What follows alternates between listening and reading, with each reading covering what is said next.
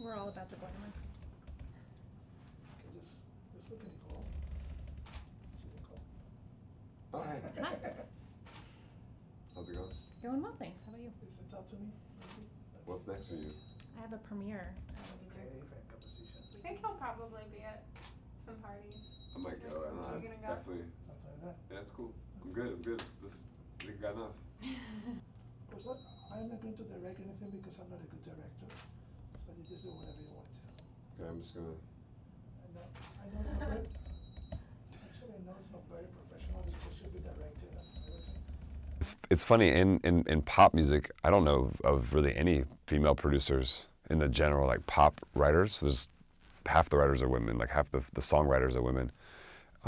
Great songwriters that become stars in their own right, like Julia Michaels. Girls like Elsie who wrote with. There's a lot of women who write with Major Lazer. A lot of our records. Karen Moe who wrote the single for the new EP. But in the pop world, there's not any real producers that I'm familiar with. In the dance world, there's quite a few. There's girls like Mija, this girl Tigerlily, there's girls like who's the Korean girl that you guys work with? Man. Who? No, the producer.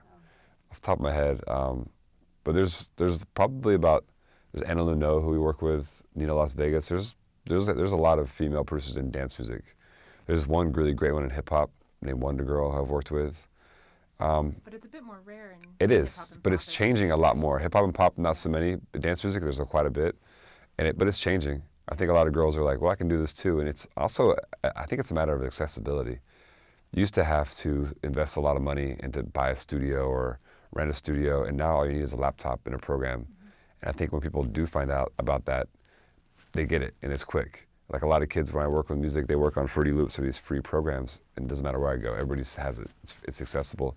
And a lot of times it's a boys' club, so if I have this program, I'll tell my friend about it, and we hang out. So it is kind of hard for the girls to learn about it.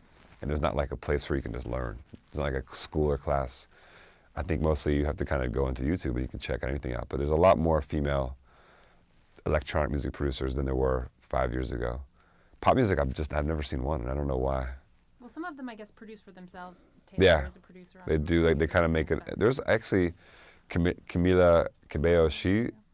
Her first record she gave me was she did it on a GarageBand. She recorded the piano and everything herself. So technically, that is producing her own records, her writing demos, and anybody can do that. Anybody could record on their computer. I think that's that's just out of necessity. They learn it, and but I think once they do that, they realize, well, I'm actually a great singer.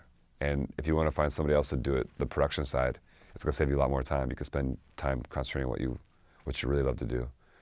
I think for me, the same way I learned how to do everything, cutting vocals, recording, writing, and then when I got better at it, I got a guy to mix my records. I got a guy to do the drums. I got a guy to do this because once I learned the fundamentals, I want to spend my time on things that I'm the best at and find the best people to do the other parts. But I wish there was more women involved in it.